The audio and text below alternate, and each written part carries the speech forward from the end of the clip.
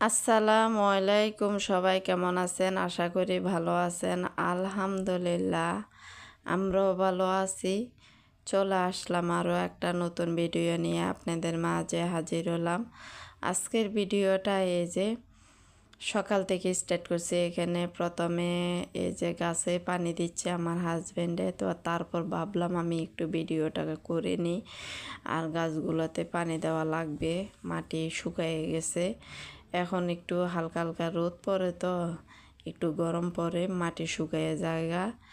আর কালকে পানি দেওয়া হয়নি, এজন্য ভাবলাম আজকে পানি দিচ্ছে, আমিও একটু ভিডিও করে নিলে ভালো হবে। সবাই একটা লাইক দিয়ে ভিডিওটা শুরু থেকে শেষ পর্যন্ত দেখবেন, আশা করি আপনাদের কাছে ভালো লাগবে।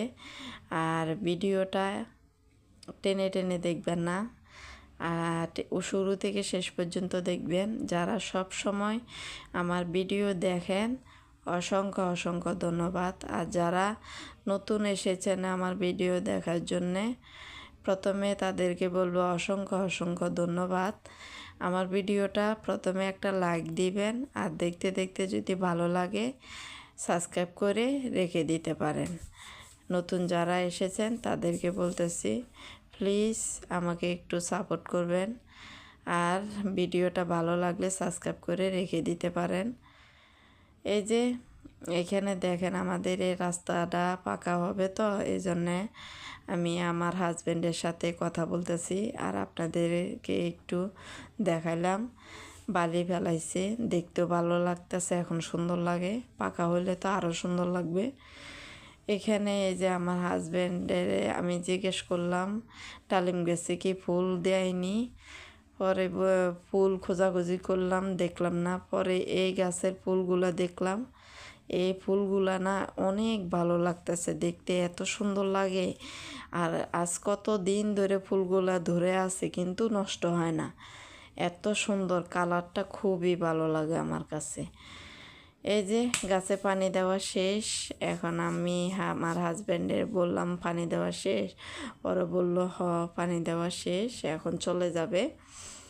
তারপর এখন রোজার দিন, তো এখন তো আর কোনো কাজকর্ম নাই। এখন এই যে গোসল করে, এই টাইমে গোসল করে তারপরে নামাজের জন্য প্রস্তুতি নেবে।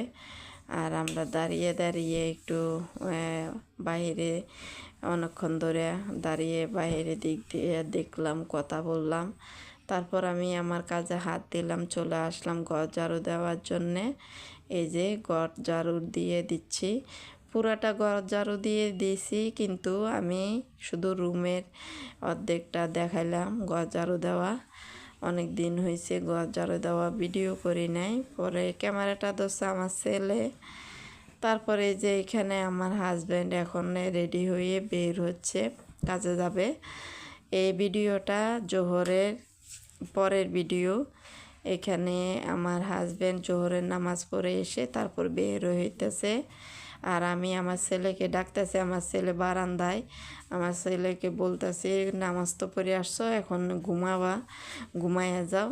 আমার ছেলে বলতেছে ঘুমাবে না, মানে ও আসরের আজান দিবে কয়টা বাজে ওই ঘড়িটা টাইম টু টাইম ধরে রাখে। তারপর আসরের নামাজ পড়তে বের হয়ে যাবে, বন্ধুদের সাথে দেখা হবে, বন্ধুদের সাথে একটু মানে ঘোরাফেরা করবে, ওই অপেক্ষায় থাকে। এই জন্য বললাম আমি ঘুমাইতে, কিন্তু ও ঘুমাবে না এই জন্যে। তারপর তারপর একটু ঘুম পাড়াইছি, ঘুমাইতে বলছি, একটুখানি 1 ঘন্টা ঘুমাইছে। তারপর এই যে আমার হাজব্যান্ড এখন বের হয়ে যাবে, আমি জিজ্ঞেস করতেছি কয়টা বাজবে আসতে আসতে, পরে বলে আসরের নামাজ পড়বো এইখানে এসে। পরে বের হয়ে গেছে, আসরের ওয়াক্ত তখনই আসছিল। আমি তো বয়স দিচ্ছি, এই জন্য কথাটা বলে দিলাম। তারপর আমার হাজব্যান্ড কাজে বের হয়ে গেছে, তারপর আমি আমার কাজগুলা শেষ করে নিছি। এখানে আমার হাজব্যান্ড এই যে লুঙ্গিটা রেখে গেছে, এটা শুকা দিয়ে দিলাম বারান্দাতে এসে। আর কাপড়গুলো যদি তাড়াতাড়ি করে শুকায় যায় না, তাহলে ভাঁজ করে নেওয়া যায়। বারান্দাতে কাপড় ঝুলাইয়ে রাখাটা ভালো লাগে না একটুও আমার কাছে। তারপর এই যে কাপড়গুলো শুকা দিয়ে দিলাম, শুকাত দিয়ে লুঙ্গি শুধু লুঙ্গি শুকাত দিছি, আরগুলো তো শুকাত দিয়ে দিছে আরও আগে। তারপর শুকাত দিয়ে তারপর আমি চলে গেলাম আমার কাজে। ওদিকে ঘর ঝাড়ু দেওয়ার পরে আমি এখন ঘরটা মুছে তারপরে গোসল করব আর রান্নাটা করব না, একটু খালি অল্প করে মিষ্টি কুমড় ভাজি করব, তাও আবার এখন করব না, এটা ইফতারের পরে করব। এই যে চলে আসলাম একেবারে আসরের পরে, আসরের নামাজ পড়ে আসলো আমার ছেলে, পড়ে তারপর আমি বললাম একটু কোরআন পড়তে, কোরআন শরীফ নিয়ে বসতে। তারপরে ইফতারি সামনে রেডি করে রেখে দিছি, আমি বলছি আমি এখানে টেবিলে বসার জন্য কোরআন শরীফ নিয়ে। এই যে আমি ইফতারি রেডি করছি, এগুলো দেখাচ্ছিলাম আপনাদেরকে। এই যে সেই খেজুর, পেঁয়াজু, বুট এবং বেগুনি, আলু চপ ওগুলো দিয়েই আমার কাছে ইফতারিতে এগুলো থাকলে আমার কাছে ভালো লাগে, যতই অন্য কিছু থাকুক না কেন। তারপরে এই যে ছোলা বুট এবং পেঁয়াজু বেগুনি এগুলো থাকলে ভালো লাগে। তারপরে আমার ছেলে তো কোরআন পড়তেছে, আমার হাজব্যান্ড এই যে আসলো, আইসা আমার হাজব্যান্ডও নামাজ পড়ে আসলো, দুজনে একসাথে নামাজ পড়ে আসছে।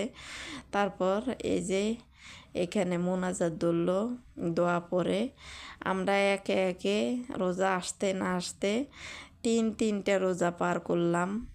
এই বছরের এই মাসের রোজা তিনটা রোজা পার করলাম।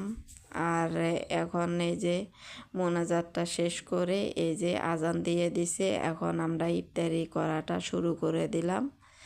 তারপর নামাজ পড়তে চলে গেল আমার ছেলে, আমার হাজব্যান্ড। তারপর এখানে এই যে হাজব্যান্ড পেঁয়াজু বেগুনি এগুলা ছিঁড়ে নিচ্ছে, বুট মুড়ি মাখবো। আমি বুটগুলো তো আগে রোজা প্রথম দিনে রান্না করে রাখছিলাম, ওখান থেকে অল্প অল্প করে নিয়ে গরম করে এই যে একসাথে এখন মেখে সব সময় আমার হাজব্যান্ডে মেখে এই যে খাটের উপরে বসে গেলাম এই যে খেতে।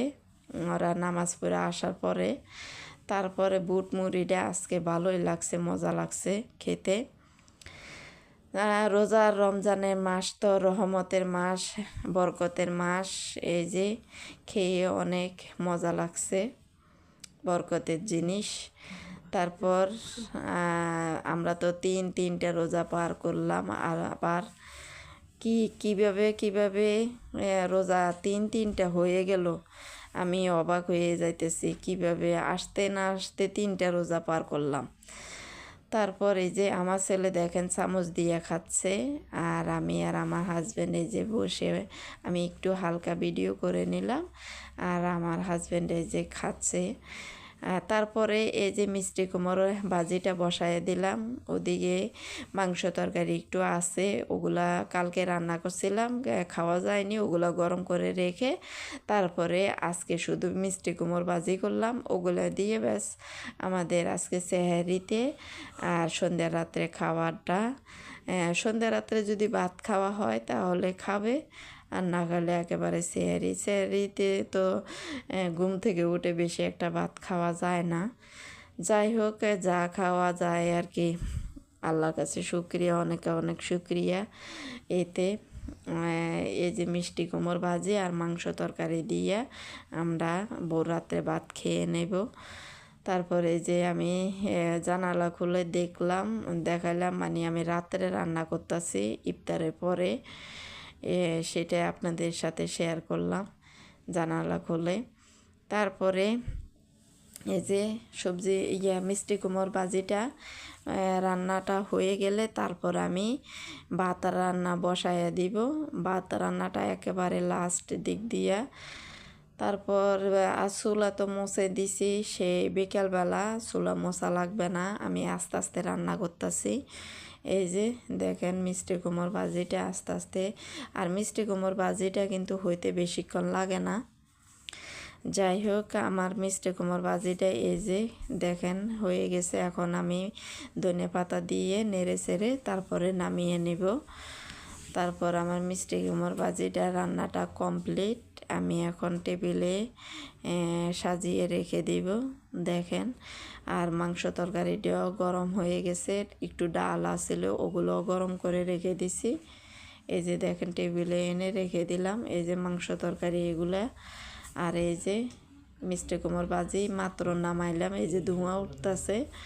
তারপর আর এদিকে দেখেন এই যে ডাল একটু আছে, ডাল গরম করতে করতে না এই যে দেখেন ঘন হয়ে গেছে। এই হলো আমার আজকের আয়োজন। 3 নাম্বার রোজাতে এই আয়োজন করলাম, তিনটা রোজা পার করলাম দেখতে দেখতে। তারপরে যে এখানে ভাত বসাইয়া দিলাম, আর ভিডিওটা এখানে শেষ করে দিব। আপনারা সবাই ভালো থাকবেন, সুস্থ থাকবেন, আমাদের জন্য দোয়া করবেন। আসসালামু আলাইকুম, আল্লাহ হাফেজ। এই যে দেখেন ভাতও রান্না হয়ে গেছে, এখন আমি ভাতগুলা নামিয়ে নেব। এই যে দেখেন ভাত রান্না হয়ে গেছে, এর চেয়ে বেশি যদি নরম হয় না তাহলে খেতে ভালো লাগবে না। আল্লাহ হাফেজ।